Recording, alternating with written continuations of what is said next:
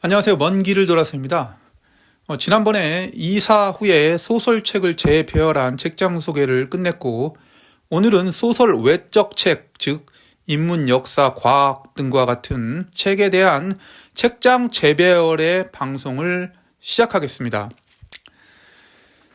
일반적으로 소설책을 배열하는 것은 그리 어렵지 않습니다. 왜냐하면 장르별로 구별도 쉽고 그 다음에 판형도 작기 때문에 일목요연하게 배치할 수 있습니다.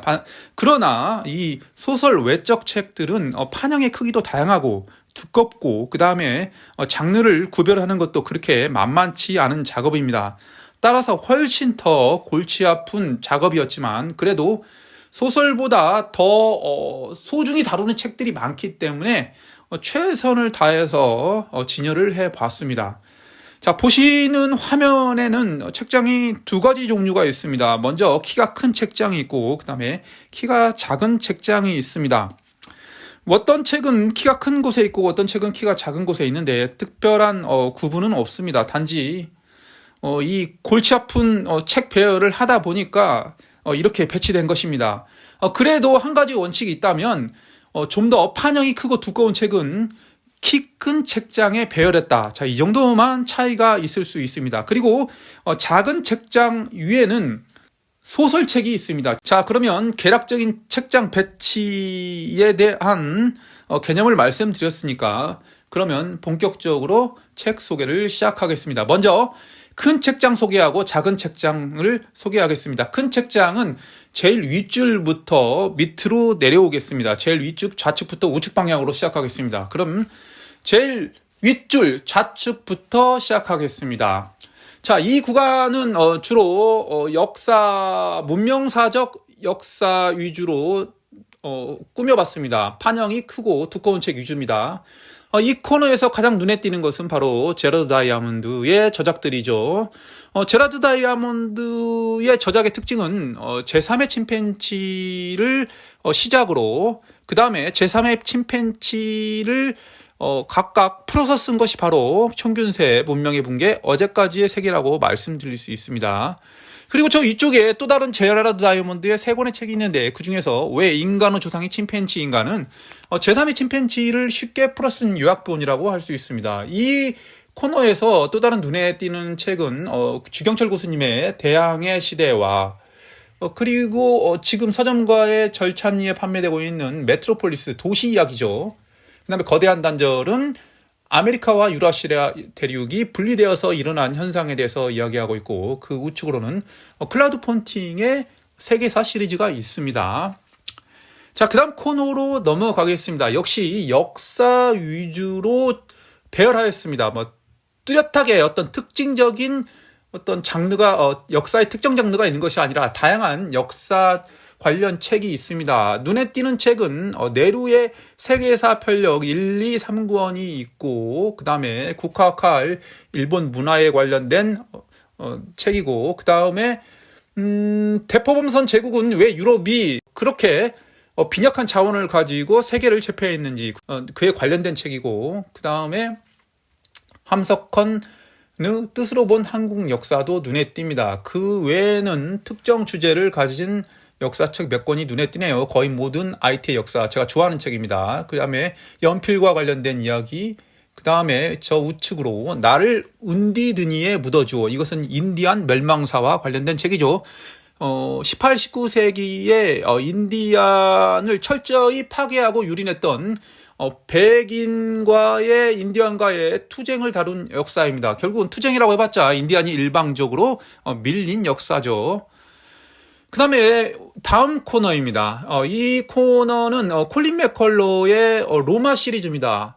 이 콜린 맥컬로의 로마 시리즈의 특징은 로마 공화정 후기의 특정 기간을 다룬 책입니다. 그렇기 때문에 로마의 전 역사를 다룬 것이 아니라 공화정 말기로부터 카이사르에 이르기까지 그 시기를 위주로 집중적으로 이야기한 책인데 이 책이 가지는 가장 큰 장점은 상당히 세세하게 로마의 일상사와 정치사 등을 잘 표현했다는 뜻에서 이 책의 가치가 크다고 말씀드릴 수 있습니다. 특히 이 콜린 맥컬런은 남태평양의 한 섬에서 장장 16년에 걸쳐 이 책을 집필했고 결국은 눈이 실명되는 아픔까지 겪게 됐죠.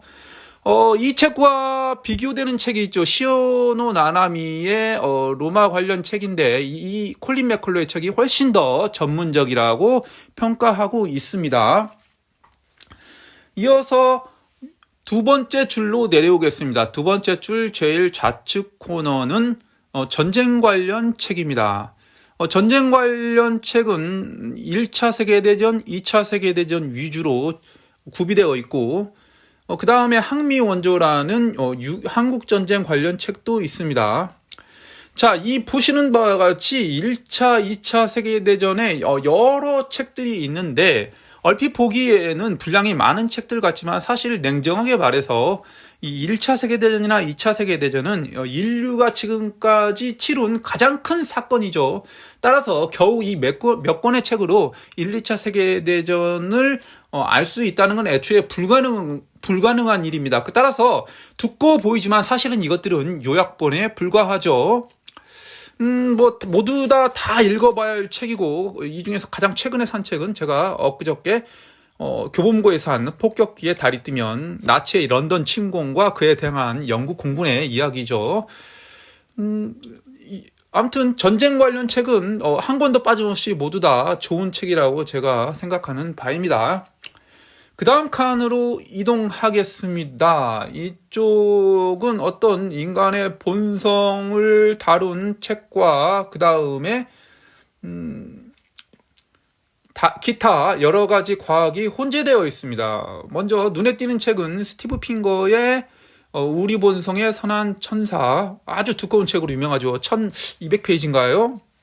인간의 본성이 사악한 면만 있는 것이 아니라 인간의 본성은 선한 측면이 있다는 것을 집중적으로 탐구한 책이라고 말씀드릴 수 있고, 그 다음에 바른 마음, 진화 관련 마음의 작동 원리에 대해서 이야기하고 있고, 그 다음에 생각에 관한 생각은 우리가 가지고 있는 이 본성적 심리 상태가 어떻게 작용하는지에 대해서 나타내는 책이고, 기타 여러 가지 훌륭한 저작들이 많습니다. 인간 본성에 대하여 에드워드 월센과 관련된 책이 있고, 그 다음에 저 우측으로 가면 카를로 로벨리의 시리즈가 있습니다. 보이는 세상은 실제가 아니다. 그 다음에 모든 순간의 물리학, 만약 시간이 존재하지 않는다면 시간은 흐른다. 모두 최근에 연달아 나온 카를로 로벨리의 책입니다. 카를로 로벨리의 책은 아주 어려운 물리에 관련돼서 비교적 쉽게 풀어쓴 점에서 가치가 있다고 생각합니다. 우리 같은 일반 독자들이 읽기에 적합한 책이라고 말씀드릴 수 있습니다.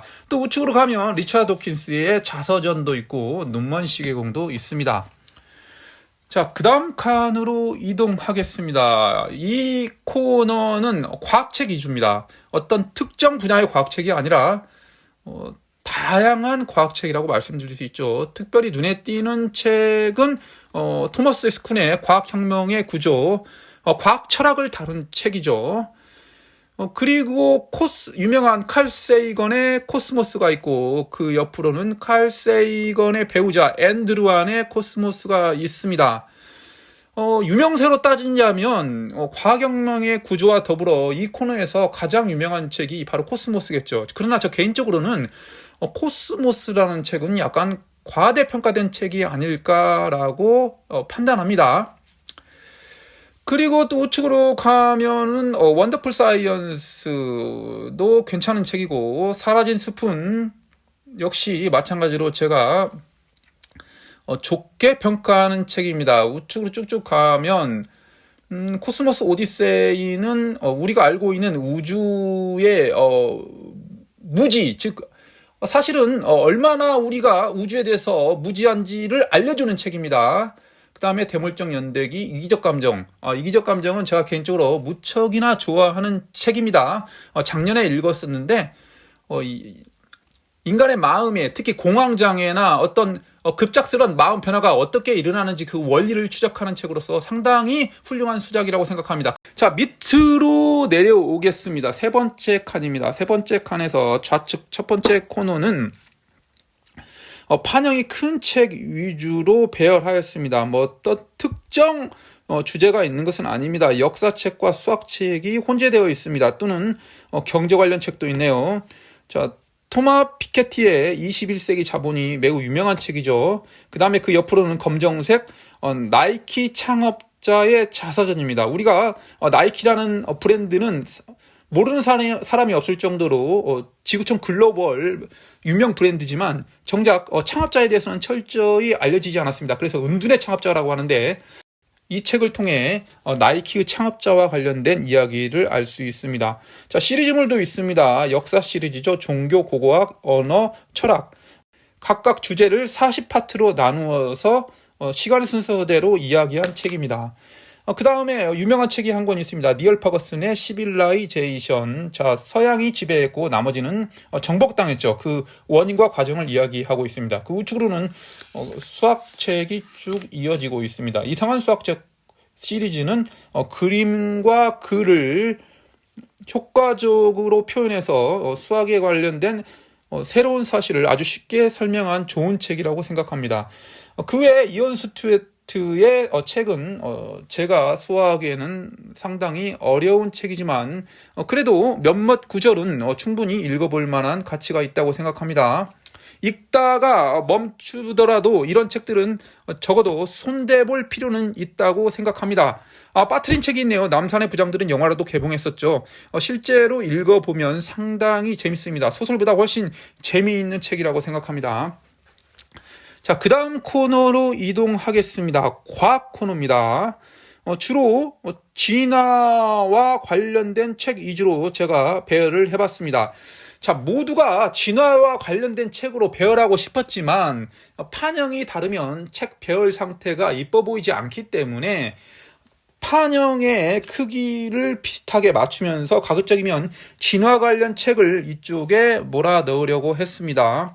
그렇기 때문에 진화 관련 책이 가장 많이 배치되는 것이고, 그렇기 때문에 진화의 상징적인 책 찰스 다윈의 종의 기원도 배치하였습니다. 그리고 진화 관련 또 다른 유명한 사람 있죠. 리차드 도킨스의 저작들도 배치하였고, 그 다음에 이 성과 진화와 관련된 이야기를 하는 두 권의 유명한 책도 배치하였습니다. 바로 데이비드 버스의 욕망의 진화와 매트 리들리의 붉은 여왕입니다. 두 권 모두 성적 욕망을 진화로 어떻게 해석하는지에 관련된 내용이 기술되어 있습니다. 우측에는 인간 무리는 인간의 집단 군집성에 관련돼서 그 기원을 찾아 이야기하는 책입니다.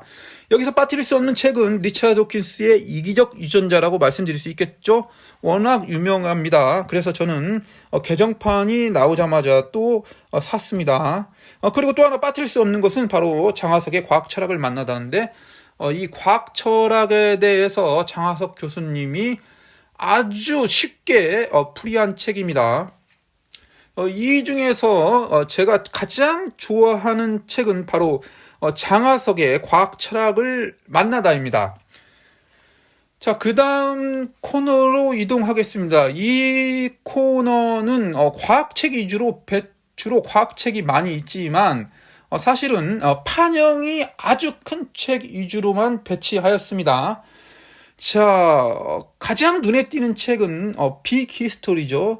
빅 히스토리 연구소에서 만든 백과사전식 책입니다. 그 외에도 뭐 도구와 기계 원리, 세상의 모든 과학, 그 다음에 메머드 사이언스, 뭐 기타 등등 여러 가지 책이 있습니다. 자, 이 많은 책들을 모두 다 제가 말씀드릴 수는 없지만 이 중에서 제가 가장 좋아하는 책은 당연히 이 빅히스토리 연구소의 빅히스토리입니다. 이 한 권의 책만 읽어도 얼마나 많은 정보를 우리가 습득할 수 있는지 느끼게 될 수 있을 것입니다. 제가 반드시 추천하는 책 중에 하나가 바로 이 빅히스토리 연구소에서 나온 빅히스토리 책입니다. 그리고 또 다른 좋아하는 책이 한 권 있네요. 세상을 바꾼 위대한 탐험 50. 즉 50가지 경우의 인간의 탐험에 대한 이야기를 그려내고 있는데, 이를테면 남극을 탐험했거나 그 다음에 어떤 미시시피강의 원류, 그 다음에 나일강의 수원을 찾아가는 이야기, 그 다음에 잃어버린 고대 제국을 찾아가는 이야기 등을 다루고 있는 책이고, 그 외에도 어떤 호주에서 어떤 두 자매가 1600km인가를 집을 찾아 떠나는 여정 등 별로 유명하지 않은 이야기도 다루고 있습니다. 상당히 괜찮았던 책입니다. 물론 이 판형이 큰 책은 모두 다 괜찮은 책이라고 생각하고, 돈과 시간의 여유가 된다면 사가지고 읽어볼 만한 가치가 충분히 있다고 생각합니다. 자, 이어서 네 번째 줄 소개를 하겠습니다. 네 번째 줄 제일 좌측 코너입니다. 자, 이 코너에서 가장 눈에 띄는 것은 폴 존슨의 저작들이죠. 폴 존슨은 영국의 역사가라고 말씀드릴 수 있습니다. 모던 타임즈, 미국의 역사, 폴 존슨의 기독교의 역사가 눈에 띕니다. 저는 개인적으로 모던 타임즈를 상당히 재미있게 읽었습니다. 또 폴 존슨과 유사한 역사가로서 볼프 슈나이더가 있죠. 자, 군인과 만들어진 승리자들이라는 책이 있습니다. 그 외에도 영년이라는 책이 있는데, 이 책은 2차 세계대전 종전일을 기점으로 해서 역사를 영년으로 다시 세팅해야 된다는 그런 이야기인데, 그 이유는 세계대전 전과 후가 너무나 다른 세계 정세가 펼쳐지기 때문에 하나의 큰 전환점으로 봐야 된다는 그런 이야기입니다. 그리고 그 외에도 현대 중동의 탄생이라는 책도 상당히 읽어볼 만한 충분한 가치가 있는 책이고, 그 다음에 제일 우측에 유명한 책이 있죠. 이언 모리스의 왜 서양이 지배하는가. 그러니까 이 책은 결과적으로 서양이 지배하게 된 이 지구촌의 역사를 왜 그렇게 됐는지를 아주 오래전부터, 기원전부터 쭉 각종 자료를 데이터화해서 이야기하는 책입니다. 반드시 읽어봐야 할 책 중에 하나라고 생각합니다.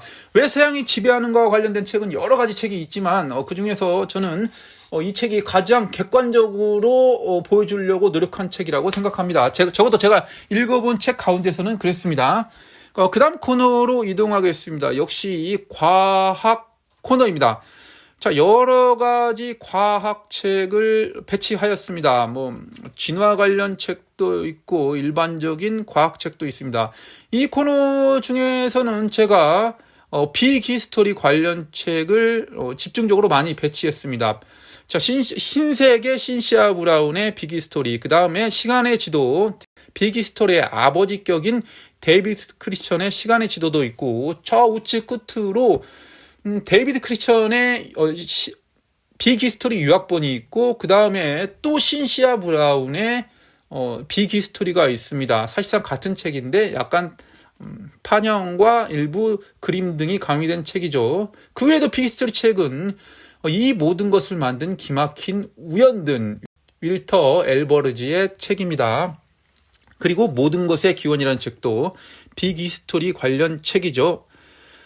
기타 또 오리진도 역시 마찬가지로 빅히스토리 관련 책입니다. 여러 가지 책이 있지만 이 코너에서 가장 집중이 되는 것은 바로 빅히스토리 책이라고 말씀드릴 수 있겠습니다. 자, 그 다음 칸으로 이동하겠습니다. 이 코너는 주로 여러 장르가 있지만 역사책이 가장 많이 있습니다. 물론 블랙스완이라는 유명한 책도 있고, 철학은 어떻게 삶의 무기가 되는가 같은 책도 있고, 상식 밖의 경제학도 있지만 역사 관련 책이 주종을 이루고 있습니다. 자, 눈에 띄는 책을 말씀드려 보겠습니다. 죽음을 넘어 시대의 어둠을 넘어, 광주 민주화 운동과 관련된 책이죠. 그 다음에 유대인 이야기, 홍익희 교수님의 저작이죠. 홍익희 교수님은 유대인 금융자본과 관련돼서 여러 책을 집필했습니다. 그리고 무엇보다도 아돌프 히틀러 결정판 1, 2가 가장 눈에 띈다고 말씀드리겠습니다. 이 아돌프 히틀러 결정판은 히틀러의 출생 시기부터 자살로 삶을 마친 모든 과정을 다루고 있습니다. 분량이 약 1500페이지 정도 되는데 한 200명 정도를 인터뷰하고 그 다음에 여러 자료를 찾아서 저자가 집필한 책입니다. 우리가 아돌프 히틀러에 관련돼서는 주로 단편적인 지식으로 그가 누구다라는 것을 정보를 습득하는데, 사실상 그런 정보보다는 왜 그가 그렇게 됐는지를 알아가는 것이 더 중요하다고 생각되는데, 그런 점에서 이 책은 충분히 읽어볼 만한 가치가 있다고 생각합니다. 누구든지 시간이 내신다면 아돌프 히틀러 결정판을 적극 추천합니다. 그의 눈에 띄는 책은 그레이트 게임, 중앙아시아를 둘러싼 영국과 러시아의 전쟁을 다루고 있고, 그 다음에 1991은 소비에트 연방이 붕괴되는 사건을 다룬 책이고, 그 다음에 뉴욕타임즈 부고 모음집은 유명 인사가 사망했을 때 뉴욕타임즈라는 신문에 부고가 게재되죠. 그것을 일목요연하게 모음집하여 나타낸 책입니다. 그 다음에 우측으로는 빌 브라이슨의 거의 모든 것의 역사도 있네요.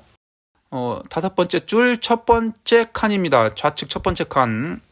자, 이 코너는 여러 장르가 혼재되어 있습니다. 역사도 있고 어떤 유명한 인물과 관련된 책도 있습니다. 눈에 띄는 책은 박시백 화백님의 35년, 즉 일제강점기를 다룬 책이죠. 이 만화책이죠. 그 다음에 중국 인민 3부작도 눈에 띕니다. 해방의 비극, 마오의 대기근, 문화대혁명, 모두 이 마오의 집권 시절에 일어났던 중국 인민에 대한 비극적인 사건을 다루고 있습니다. 너무나도 상세한 자료를 바탕으로 집필한 훌륭한 책이라고 생각합니다. 그 외에는 비라는 책도 있네요. 이 비와 관련된 인문학적 이야기를 다루고 있습니다. 비옷이 어떻게 생겨났고, 비가 가진 허상, 그 다음에 비와 관련된 여러 가지 에피소드 등을 다양하게 다루고 있는 책입니다. 그리고 스티브 잡스, 그 다음에 버락 오바마의 약속의 땅도 눈에 띄고, 위쪽으로는 체게바라 평전도 눈에 띕니다. 또한 종이의 역사도 읽어볼 만한 책이라고 생각합니다. 중국이 종이를 발명했죠. 그 시기부터 여러 가지 종이가 흘러온 과정을 이야기하고 있는 책입니다. 이어서 다음 코너로 이동하겠습니다. 지금부터는 어떤 특정 주제보다는 판형이 비슷한 책 위주로 배치하였습니다. 따라서 장르가 혼재되어 있습니다. 그러나 이 코너에서는 지도로 읽는다 시리즈가 집중적으로 배치되어 있습니다. 지도로 읽는다 중국 도감부터 한눈에 꿰뚫는 세계민족 도감까지는 모두 지도로 읽는다 시리즈입니다.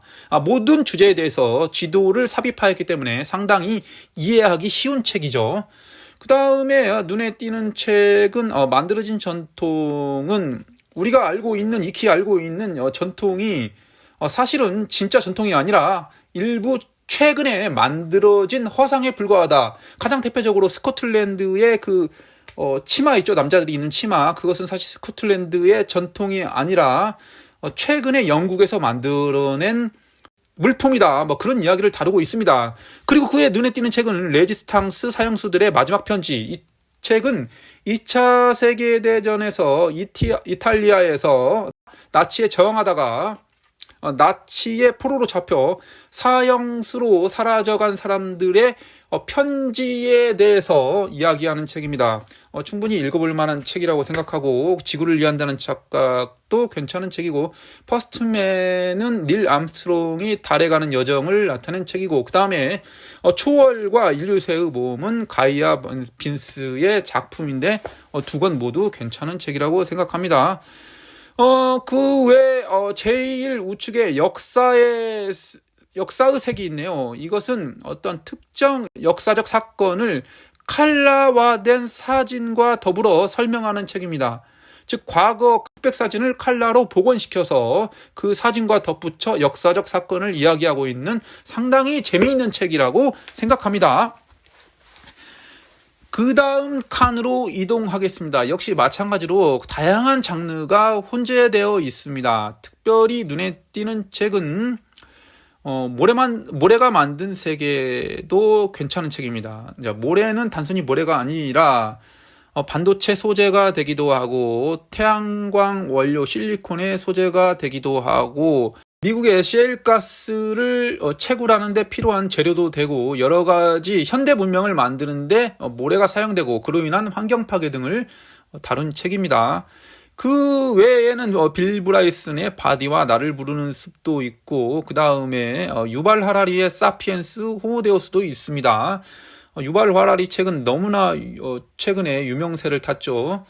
그 다음에 세이나싱은 아일랜드의 분쟁을 다룬 책이고 그 다음에 눈에 띄는 책은 모두 거짓말을 한다는 구글 트렌드, 즉 구글에 방대한 자료가 있는데 그걸 바탕으로 진짜 진실이 뭔지를 보여주는 책이라고 생각합니다. 그 다음에 일본은 어디로 향하는가, 독재자가 되는 법은 작년에 나온 책인데 나름대로 읽어볼 만한 충분한 흥미와 정보가 있다고 생각합니다. 제일 우측에 물의 과학은 물과 관련된 어떤 과학적 사실을 이야기하는 책인데 상당히 어려운 책입니다. 그 다음 제일 아래줄입니다. 제일 아래쪽 첫 번째 좌측칸부터 시작하겠습니다. 자, 이 코너는 역시 다양한 장르가 혼재되어 있고 판형도 뒤죽박죽 여러 책들이 있습니다. 특별히 눈에 띄는 책은 없습니다. 그나마 이 중에서 유명한 책이라는 것은 힐빌리의 노래죠. 미국의 빈민촌에 대한 이야기고 그 다음에 징비록도 있고 그 다음에 뭐가 괜찮을까? 저기 왜 세계의 절반은 굶주리는가도 나름 유명한 책이죠. 그러나 개인적으로 그 유명세에 비해서 저는 좋았던 기억은 없습니다. 거의 완벽에 가까운 사람들은 북유럽 사람들의 이야기에 대한 북유럽 사람들에 대한 이야기를 다룬 책이고 그 외에도 신 만들어진 위험은 리차드 도킨스의 무신론에 관련된 이야기인데 개인적으로 만들어진 신에서 멈췄어야 된다고 생각합니다. 이 책은 굳이 나올 필요까지는 없었다고 생각합니다. 자, 그 다음 칸으로 이동하겠습니다. 자, 그 다음 칸은 역시 마찬가지로 판형이 비슷한 책을 위주로 배열하였습니다. 명결만리도 대중적으로 잘 알려졌고 그 다음에 조선 왕족 실톡도 한때 잘 팔렸던 책이죠. 우리가 스마트폰이 생기면서 카카오톡이라는 정말 일상을 바꿨던 앱이 있죠. 그 카카오톡과 비슷하게 조선 왕조의 이야기를 카카오톡 화면과 비슷하게 그런 배치 방식으로 이야기를 풀어가는 책이죠. 그 외에 교양 수업 365도 눈에 띕니다. 그러니까 특정 주제를 365개로 나누어서 설명합니다. 인물편은 365명의 등장인물이 나오게 되는 것이죠. 이런 책은 집중해서 읽기보다는 시간이 날 때마다 조금씩 읽는 것이 괜찮다고 생각합니다. 그 외에 눈에 띄는 책은 배드 블러드가 눈에 띕니다. 배드 블러드는 엘리자베스 홈즈라는 여자 스티브 잡스라고 일컫던 한때 전도 유망한 사업가가 저지른 사기 행위에 대해서 파헤친 책이죠. 최근에 이 엘리자베스 홈스는 법정 판결을 받았고 아마 구속될 위기에 처한 걸로 알고 있습니다. 자, 그 외에도 노아 홍수 콘서트가 있네요. 이 책은 약간 기독교적 관점에서 다룬 지구과학 책이라고 할까요? 특이한 책이기 때문에 제가 소유하고 있습니다. 그 다음 코너입니다. 그 다음 코너 역시 다양한 책들이 혼재되어 있습니다. 상대적으로 분량도 작고 덜 유명한 책들 위주로 배치하였습니다. 특별히 눈에 띄는 책은 게으름에 대한 찬양이죠. 버트런드 러셀의 작품이고 그 다음에 팟캐스트로 유명한 최 사장의 지대 너벽 책도 있습니다. 그리고 장강명 작가님의 당선 합격 계급 책도 있고 알랭드 드봇 등의 뉴스의 시대에 여러 가지 책이 있지만 특별히 좋아하는 책은 없고 하나 좋아하는 책이 있습니다. 자, 조선 그 마지막 10년의 기록이라는 책입니다. 이 책은 조선 말기 한 백인이 선교사로서 일정 기간 10년 이상 거주하면서 조선의 실상을 백인의 눈으로 바라본 글입니다. 어떤 특정 부분에 대해서는 믿겨지지 않는 사실도 있는데 어쨌거나 이게 역사적 사실이라고 단정 지을 수 없지만 충분히 한 외부인의 시선을 그렸다는 점에서 충분히 읽어볼 만한 가치가 있다고 생각합니다. 자, 이상으로 큰 책장 책 소개를 마치고 작은 책장으로 이동하겠습니다.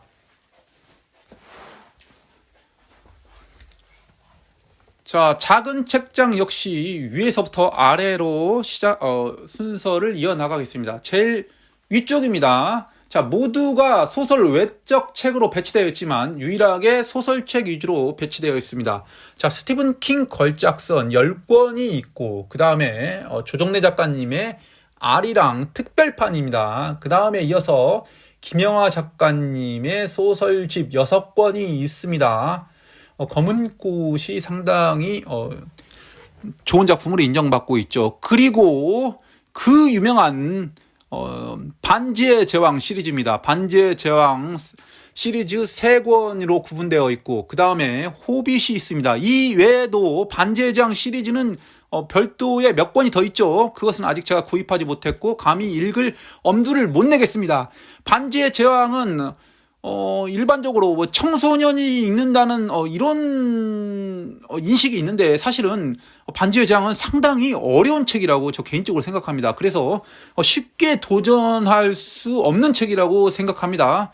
그러나 이 판타지 소설의 기원, 사실상 대표작이자 기원을 알린 책으로서 누구나 한 번쯤은 도전해볼 만한 가치가 있겠죠. 그 옆으로는 상당히 판형이 큰 책들이 있습니다. 타임라인 세계사, 그 다음에 더 타임즈 세계사가 있습니다. 이 중에서 더 타임즈 세계사는 제가 무척이나 아끼는 책입니다. 빅히스토리, 재단에서 나온 빅히스토리와 더불어 더 타임즈 세계사를 제가 가장 아끼는 책이라고 말씀드릴 수 있습니다. 그 이유는 2권의 책만 읽어도 지금까지 지구 또는 인류가 걸어온 모든 행적을 개략적이나마 단 2권의 책으로 알 수 있기 때문에 제가 가장 아끼는 책 중에 한 권이라고 말씀드리겠습니다. 물론 가격도 비쌉니다. 다 거의 6만 원에 육박합니다. 그리고 그 옆으로는 박경리 작가님의 토지 20권이 있습니다. 토지는 설명이 필요 없겠죠. 자, 그러면 밑으로 내려와서 제일 첫 번째 줄 좌측부터 시작하겠습니다. 자, 이 코너는 판형이 같은 책 위주로 배치하였습니다. 특별히 눈에 띄는 책은 징기스칸 잠든 유럽을 깨우다.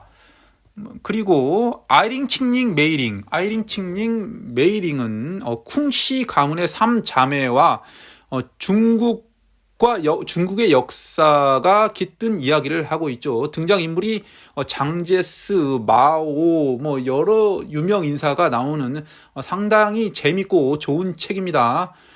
그리고 지리의 힘도 있습니다. 지리의 힘도 상당히 좋은 책이라고 생각하고, 그 다음에 제일 우측에 지금 다시 헌법도 제가 상당히 재밌게 읽었던 책입니다.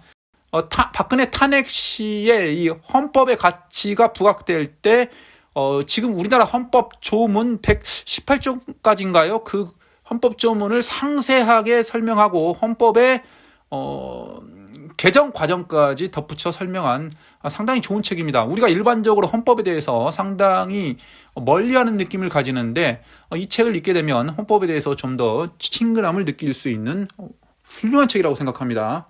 그 옆쪽으로 이동하겠습니다. 특별히 눈에 띄는 책은 1493.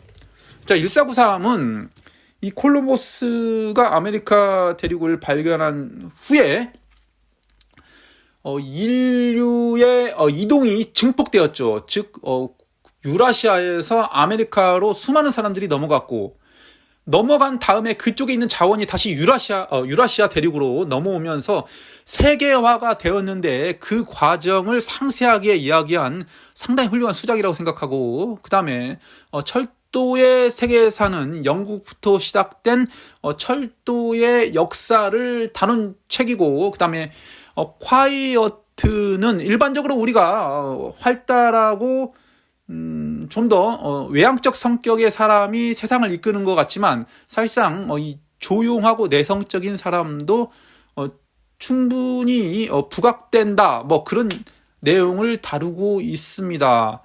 그리고 우측으로 쭉 가면 생각의 지도, 팩트플리스도 괜찮은 책이죠. 자, 다음 코너로 이동하겠습니다.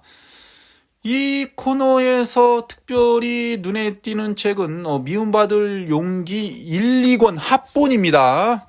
자, 글씨를 작게 처리하여서 2권의 책을 한 권으로 묶은 책이고, 그 다음에 코끼리는 생각하지만은 정치와 관련된 책이죠. 이 책 역시 상당히 유명한 책이고, 그 다음에 이 중에서 제가 가장 좋아하는 책은 유라시아 견문입니다. 이병환 작가님의 유라시아 구석구석을 돌아다니면서 여러 가지 정치, 경제, 문화 등을 다룬 책으로서 우리가 가진 일반적인 생각을 바꿀 수 있는 또 다른 측면을 알게 되는 그런 책입니다. 즉, 서구의 시각에 한정되어 바라본 유라시아의 여러 나라를 그 나라 독특한 문화와 역사를 토대로 알게 할 수 있는 괜찮은 작품이라고 생각합니다.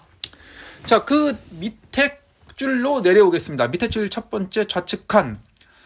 자, 이곳에는 다시 쓰는 한국 현대사가 눈에 띄고 그 다음에 유시민 작가님의 나의 한국 현대사, 유시민 작가님이 출생부터 현재까지, 즉 이 책은 2014년까지죠. 기록한 책이고, 살인의 심리학은 이를테면은 총을 든 킬러가 어떤 심리 상태를 가지는지 뭐 그런 이야기를 다루고 있고, 그 다음에 비잔티움 제국 최후의 날은 콘스탄티노플 함락과 관련된 책이죠. 자, 우측 다음 칸으로 이동하겠습니다. 등대의 세계사는 세계의 각 등대와 관련된 이야기를 하고 있고, 그 다음에 유시민 작가의 국가란 무엇인가도 눈에 띕니다. 그리고 예수는 어떻게 신이 되었나는 전직 신학자가 쓴 책인데, 이것은 기독교 신자께서는 읽지 마시기를 권합니다. 그 다음에 생각에 관한 생각은 생각에 관한 생각과 비슷한 부류의 책이고, 플랫폼 제국의 미래는 구글, 아마존, 페이스북, 애플 등의 이야기를 다루고 있습니다. 몇 년 전에 쓰진 책인데 그 당시 이 소위 말하는 빅테크 회사에 대한 전망을 다룬 책인데 일부는 맞고 일부는 틀립니다. 쭉 다시 볼까요? 대항해 시대의 탄생도 송동훈 기자님이 쓴 책인데 재밌습니다. 그리고 소비의 역사는 설혜심 교수님이죠. 쓴 책인데 소비와 관련된 근현대의 역사를 다루고 있습니다. 최근에 디자인과 판형을 달리해서 다시 나왔어요. 인기를 얻고 있다는 뜻이겠죠. 그 다음 코너로 이동하겠습니다. 자, 홍익희 작가님 세종교 이야기. 홍익희 작가님은 유대인과 또는 유대교와 관련된 저작을 끊임없이 집필하는데 역시 마찬가지로 유대교, 이슬람교, 그다음에 기독교의 탄생 과정부터 이야기를 다룬 책이고, 그 다음에 눈에 띄는 책은 미술 이야기 1, 2, 3, 4입니다. 지금 아마 5, 6권이 더 나온 걸로 알고 있습니다. 미술 관련 이야기를 아주 오래전부터 근현대로 계속 넘어오면서 이야기하는 책이고, 더 클럽은 사무엘 존슨과 관련된 책입니다. 영국 19세기 사무엘 존슨과 그와 관련된 주변 인물을 다룬 책이죠. 그 다음에 태평양 이야기는 태평양을 필두로 한 여러 대륙에 관련된 역사 이야기고, 슈퍼맨은 왜 미국으로 갔을까는 문화와 관련된 책입니다. 여러 가지 문화 현상에 대해서 이야기하는 책인데 읽어보면 재밌습니다. 자, 그 다음 밑에 줄로 내려오겠습니다. 역시 다양한 장르가 있습니다. 여자들은 자꾸 같은 질문을 받는다. 페미니즘 관련 책이죠. 리베카 솔릿은 페미니즘 관련 여러 책들을 집필하고 있죠. 지구의 짧은 역사는 지구과학 책이고, 느끼고 아는 존재는 우리의 이 마음의 작동 원리에 대해서 풀어쓴 책입니다. 그러나 상당히 어렵습니다. 어렵지만 읽어볼 만한 가치가 있는데 이런 책이 아닐까라고 생각합니다. 그 다음에 김서영 작가님의 철과 관련된 빅스토리 이야기도 있고, 진화의 오리진은 진화 관련 책인데 반절 정도는 읽기 편하지만 나머지는 어려워집니다. DNA, RNA 넘어가면서부터 상당히 머리가 지끈지끈한 책이고, 기타 최근에 서점에서 많이 보이는 인간의 흑역사도 있습니다. 간략하고 짧게 읽을 수 있는 책이죠. 자, 그 다음 칸으로 넘어가겠습니다. 자, 이쪽에는 상대적으로 괜찮은 책들이 많이 있습니다. 자, 걸스 시리즈 책 있죠. 아토믹 걸스, 랩걸, 그 다음에 자동차의 역사, 자동차, 즉 19세기 말부터 독일로부터 시작된 자동차의 역사를 다룬 책입니다. 자동차의 공학적 원리가 아니라 자동차라는 진짜 어떠한 공산품이 사회, 경제, 문화에 미치는 여파를 역사를 통해서 다루고 있습니다. 그리고 영어의 힘은 덴마크 근처에서 시작한 한 게르만어 분파의 한 언어가 어떻게 세상의 공용어에 가까운 파워를 지니게 됐는지 그 역사를 따라가는 상당히 괜찮은 책입니다. 그리고 산책자를 위한 자연 수업은 이 물과 관련된, 즉 물이 흐르는 강, 바다, 호수 그런 책을 약간 에세이식으로 엮어 쓴 책입니다. 그 다음에 유홍준 교수님의 나우문화유산 답사기 중국 편입니다. 저는 1권 읽다가 말았는데 시간이 없어서 안 읽었을 뿐이지 상당히 재밌게 읽었습니다. 그 다음에 역사란 무엇인가로 유명한 이에치카의 러시아 혁명에 관한 책입니다. 이에치카는 역사란 무엇인가로 유명하지만 사실 러시아 역사가로도 유명하죠. 저는 읽다가 제 지식으로는 다 소화하기 힘들어서 멈추었지만 다시 도전해볼 예정입니다. 그 다음 우측으로 이동하겠습니다. 언더그라운드는 지하, 즉 땅 밑 세계의 동굴도 있을 것이고 인간이 인위적으로 판 공간도 있을 것이고 그와 관련된 이야기입니다. 그리고 배드 페미니스트는 페미니스트 관련 책이고 록산게이 흑인 여성분이죠. 그 다음에 또 눈에 띄는 책이 있네요. 스티븐 킹의 유명한 책이죠. 유혹하는 글쓰기. 스티븐 킹의 어떤 집필 철학과 그 다음에 효율적인 글쓰기 방법에 대해서 말하는 책입니다. 그 다음에 낙인 찍힌 몸은 어떤 인종 편견에 대해서 이야기고, 우리 몸 연대기는 우리가 진화 과정에서 만들어진 몸이 현대의 생활과 어떻게 매치되지 않아서 일어나는 여러 가지 부작용 등에 대해서 이야기하고 있습니다. 또 다른 눈에 띄는 책은 임승수 작가님이죠. 이분이 아주 쉽게 쓴 공산당 선언입니다. 이 공산당 선언을 읽게 되면은 알 것 같으면서도 사실은 어렵죠. 어쩌면 가장 어려운 글은 쉬운 단어로 쓰여 있지만 어떠한 관념이 들어간 글 등이 어려운데, 그렇기 때문에 공산당 선언이 특별히 어려운 단어가 없음에도 불구하고 상당히 어려운데 그것을 쉽게 풀어 쓴 책입니다. 그러나 그렇게 쉽게 풀어 썼음에도 불구하고 저는 읽는 내내 무슨 말인지 잘 알아듣기 힘들었습니다. 자, 이렇게 해서 소설 외적 책에 대한 설명을 마쳤습니다. 물론 설명이라고 해봤자 개략적인 책 소개에 그쳤죠. 이 모든 책을 상세하게 설명하자면 수십 시간, 수일, 수주가 소요될지도 모르기 때문에 이렇게밖에 설명할 수 없는 한계가 있습니다. 그리고 이 모든 책을 제가 다 아직 섭렵하지도 못했고요. 자, 어쨌거나 이렇게 해서 제가 가진 모든 책을 재배열하였습니다. 책을 재배열하다 보니까 어떤 책을 제가 읽었고 어떤 책을 아직 읽지 못했고를 쉽게 파악할 수 있게 되었습니다. 따라서 앞으로도 계속 독서를 이어나가는 데 있어서 상당히 유익한 환경이 조성되었습니다. 정말 읽고 싶었음에도 불구하고 아직 못 읽은 책도 있고, 그러나 읽었지만 다시는 읽고 싶지 않은 책도 있고, 또는 저는 재독을 안 합니다. 그 이유는, 재독을 안 하는 이유는 읽어야 할 책이 너무 많기 때문에 재독을 안 하는 것이고, 모든 것에 대한 첫 번째 조우를 저는 가치를 높게 평가하기 때문에 재독을 안 합니다. 어떤 특정 책을 계속해서 반복적으로 읽기보다는 그 특정 주제에 관련된 여러 책을 읽는 것이 더 지식 습득에 좋다는 관념을 가지고 있기 때문에 저는 재독을 하지 않습니다. 그러나 이렇게 책장을 재배열하다 보니까 다시 읽고 싶은 욕망이 드는 책도 존재합니다. 제가 이 중에서 유일하게 재독한 책은 큰 책장 좌측 제일 상단에 있는 빨간 책, 즉 제라드 다이아몬드의 문명의 붕괴만이 오직 2번 읽은 책인데, 그러나 다시 읽고 싶은 책도 존재하게 된다는 마음을 전하며 오늘 책장 소개를 마치겠습니다. 감사합니다. 먼 길을 돌아서였습니다.